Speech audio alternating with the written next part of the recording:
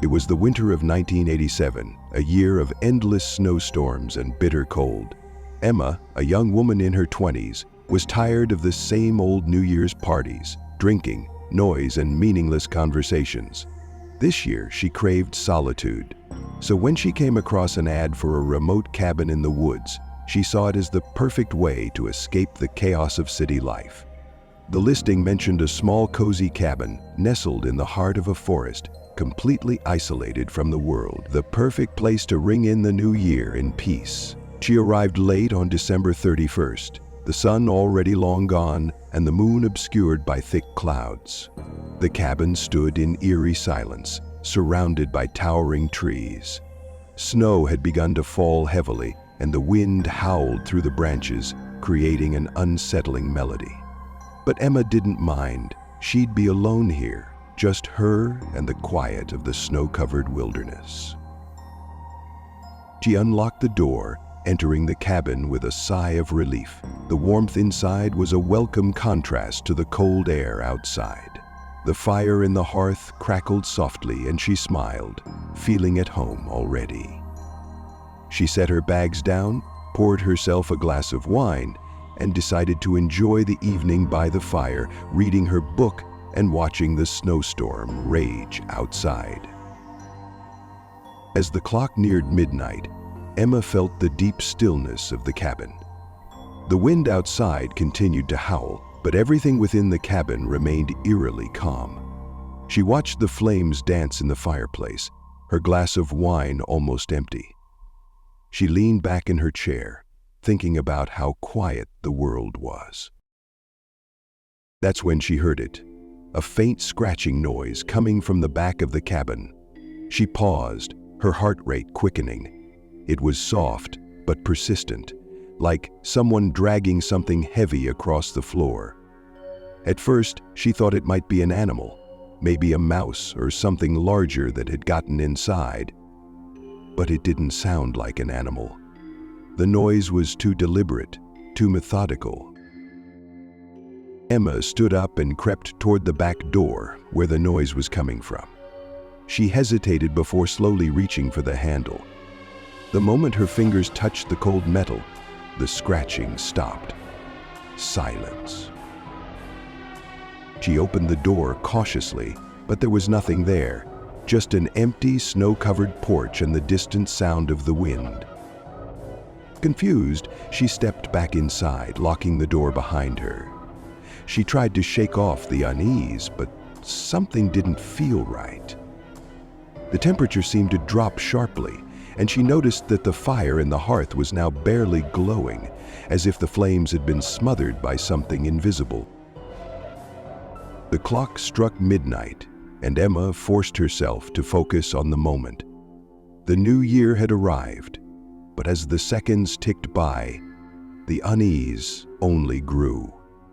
Added to that was the closeness of the buildings and the various smells that naturally attracted the vulnerable individual.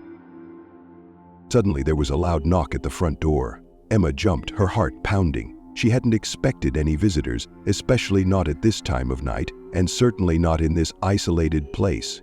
Who could possibly be out there in the middle of a snowstorm? She didn't move at first, unsure whether she had heard it correctly. But then came another knock, louder this time, and the door rattled under the force of it. Reluctantly, Emma approached the door and peered through the small window beside it. Through the frost, she could barely make out a figure standing in the snow. It was a man, tall and cloaked in a heavy coat. His face was obscured by the shadows, but she could make out his faint outline in the dim light. "Hello?" Emma called out, her voice trembling slightly. "Who are you?" The figure didn't respond. He just stood there, unmoving, staring at her through the frosted window. Emma felt a chill run down her spine. She had a strange feeling that he wasn't just some lost traveler seeking shelter. Something about him felt wrong. Without thinking, she unlocked the door and opened it a crack. "Can I help you?" she asked, trying to sound brave. Cat!" The man didn't speak. Instead, he slowly lifted his head, revealing a face that was pale and hollow, with dark, sunken eyes. His lips were cracked and dry, and his skin looked as though it had been drained of life, almost decayed. He was gaunt, his hair wild and unkempt. "Can I come in?" he asked, his voice raspy and weak, but with a strange, almost hypnotic quality. "It's so cold out here." Emma's breath caught in her throat. There was something in his voice, something compelling that made her want to invite him inside, even though every instinct in her screamed to slam the door shut and run. But she couldn't move. Her hand gripped the doorknob, frozen in place. Emma's breath caught in her throat. There was something in his voice, something compelling that made her want to invite him inside, even though every instinct in her screamed to slam the door shut and run. But she couldn't move. Her hand gripped the doorknob, frozen in place. "Please." The man's voice was soft, pleading, and Emma found herself slowly stepping back, allowing the door to open wider against her better judgment. "Me." As the man entered, the temperature in the cabin plummeted. A thick, unnatural cold filled the room, and Emma shivered violently. The man stepped inside, his movements slow and deliberate, like someone who had not walked in years.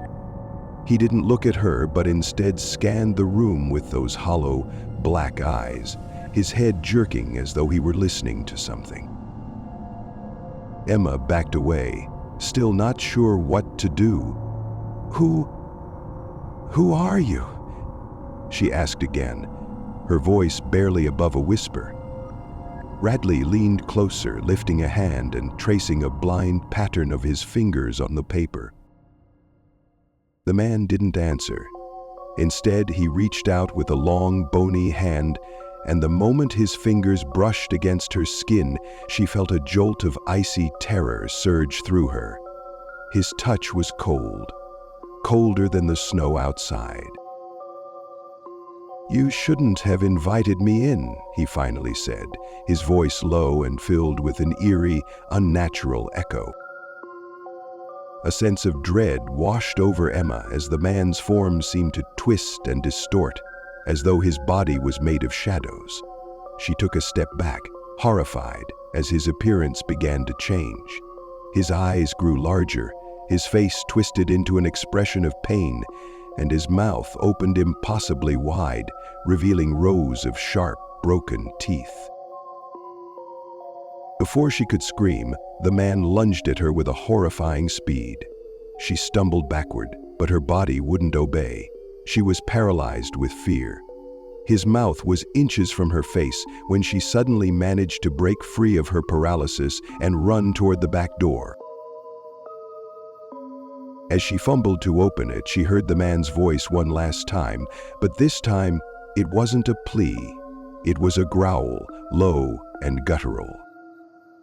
Too late. Emma ran into the snow, her heart hammering in her chest. The cold burned her skin, but she didn't care. She needed to get away, to escape whatever this thing was. She ran as fast as her legs could carry her, through the thickening snow.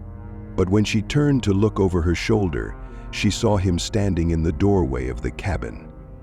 His eyes glowed now, and he was smiling, revealing rows of impossibly sharp teeth. In the distance, the storm raged louder, but the figure didn't move. It was watching her, waiting for the inevitable. Emma's breath turned to mist, and with a final scream, she was swallowed by the darkness.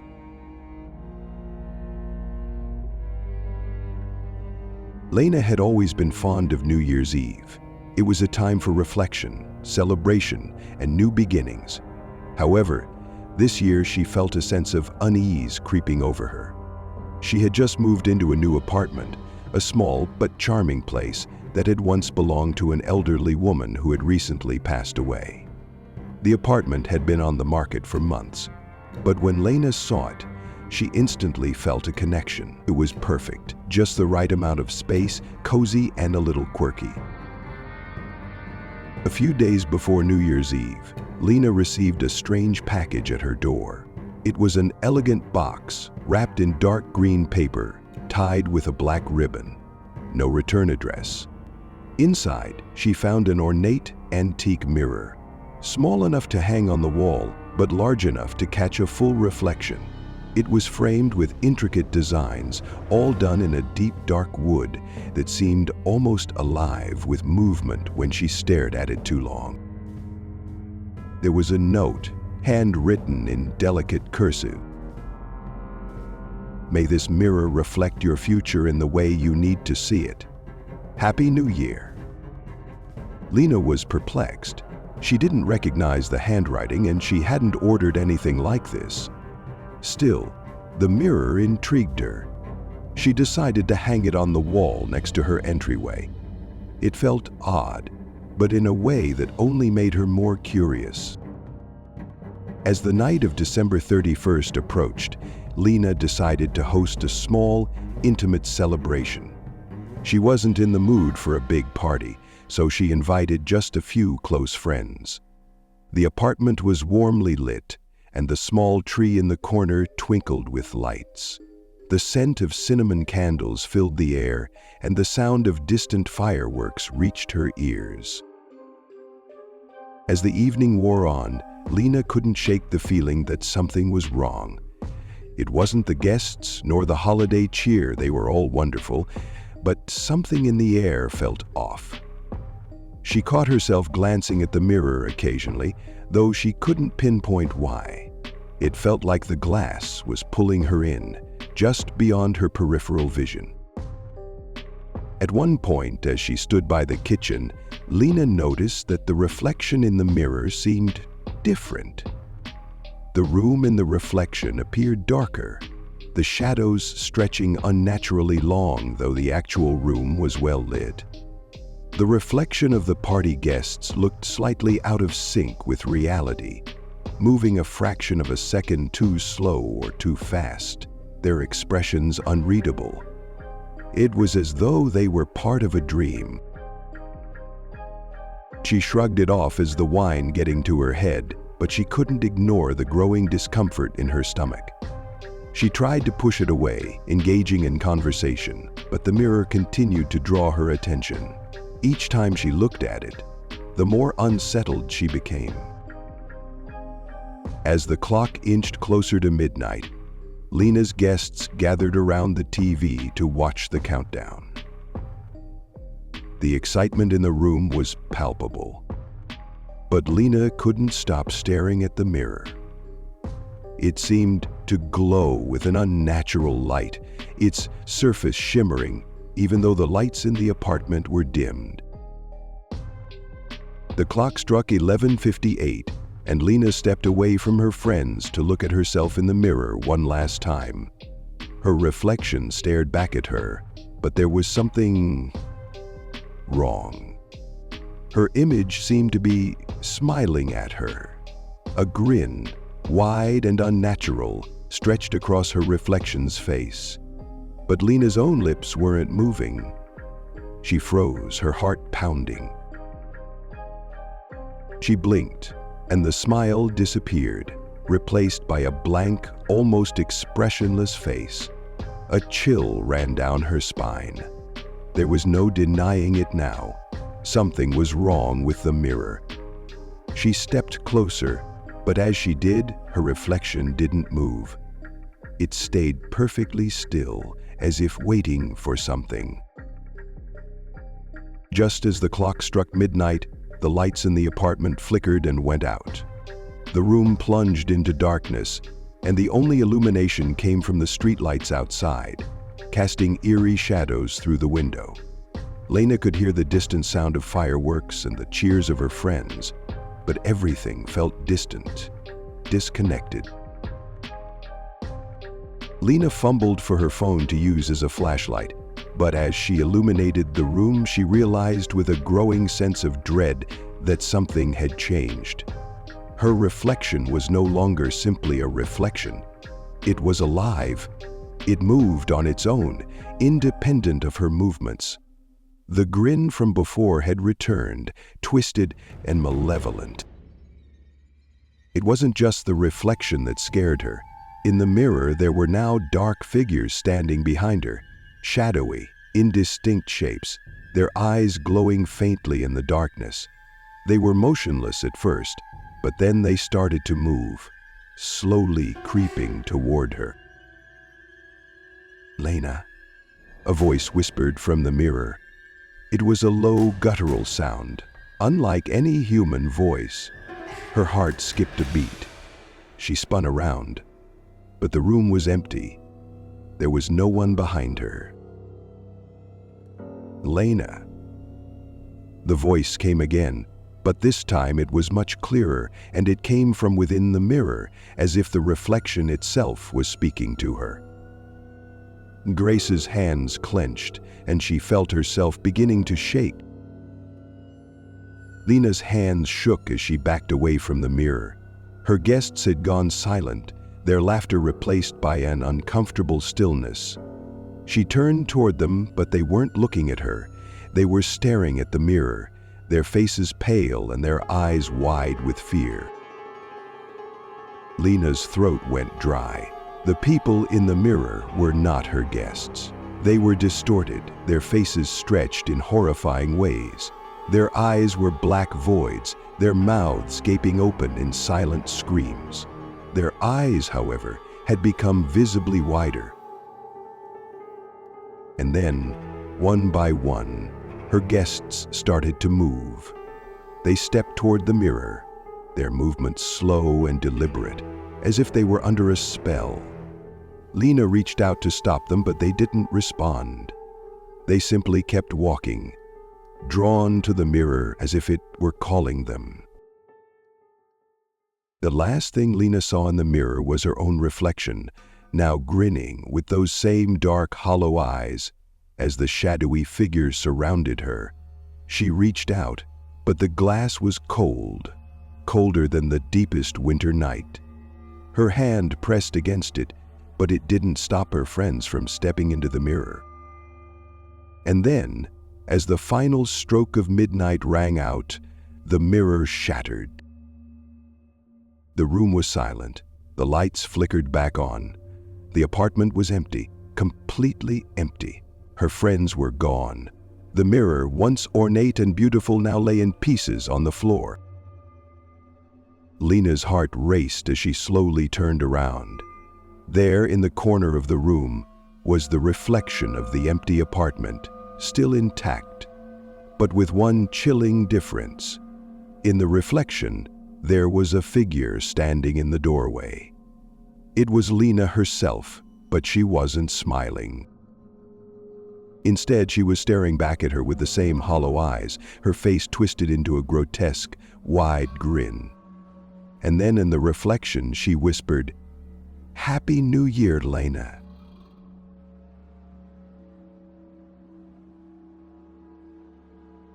Lena had never been fond of the old church in the center of the village. It was too quiet, too cold, and the atmosphere inside always felt heavy. It had been years since anyone had really gone inside. The church's bells, once ringing with life, had stopped years ago.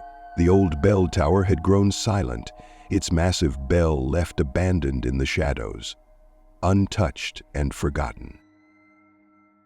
This year, however, something was different. Lena had grown up in the village, but she had recently returned after living in the city for several years. It was New Year's Eve, and she wanted to reconnect with her roots, hoping to find the warmth and familiarity she remembered from her childhood. The village was preparing for the New Year's celebration, and the church was at the center of the village's traditions. As night fell, the villagers gathered in the square, lighting bonfires and preparing for a midnight feast. But Lena noticed something strange. The church bell tower, despite being silent for as long as anyone could remember, now stood eerily still, casting a long shadow over the square. At the stroke of midnight, the bell would usually ring, signaling the start of the new year. But there was something unsettling about the silence that now hung in the air. Lena couldn't shake the feeling that something was wrong. As the clock neared midnight, Lena made her way toward the church, hoping to get a glimpse of the bell tower. She had always been drawn to the old building, fascinated by the history that seemed to haunt its walls. She walked through the snow-covered streets, the sound of her footsteps muffled by the thick snow. As she approached the church, she saw a figure standing in the doorway, looking out into the village square.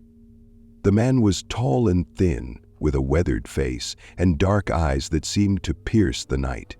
He wore a long coat that seemed to blend into the shadows, and his presence felt unnervingly out of place. Lena hesitated for a moment, but then, drawn by an inexplicable force, she stepped forward and spoke. "Excuse me, are you okay?" she asked. The man didn't immediately respond. Instead, he turned his head slowly, as if the movement was deliberate, as if he had been waiting for her. His gaze was cold and lifeless. "I'm waiting," he said in a low, raspy voice, "for the bells." Lena frowned. The bells hadn't rung in years. "What do you mean, the bells?" she asked, her voice faltering slightly. "The bells," the man repeated, his voice becoming more intense. "They will ring again tonight." Lena felt a shiver run down her spine. She had heard the legends, the stories passed down from generation to generation about the bell tower. It was said that the bells were cursed, that they had once been used in rituals long forgotten by time. The villagers stopped using the bells after a series of mysterious disappearances years ago, and the church had remained untouched ever since. But tonight, something was different. The man seemed so sure, so certain. He turned his gaze back toward the church and began to walk inside, vanishing into the shadows. Lena stood frozen for a moment, her breath visible in the cold night air. Despite her better judgment, she followed the man into the church, drawn by a mix of curiosity and dread. The doors creaked as they opened, and the smell of aged wood and dust filled her nostrils. The inside of the church was dimly lit by candles placed along the pews. The stone walls seemed to groan under the weight of time, and the atmosphere was thick with an unsettling energy. In the center of the church, the bell tower loomed above, its dark silhouette casting a shadow over the altar. Lena looked around, but the man was nowhere to be seen.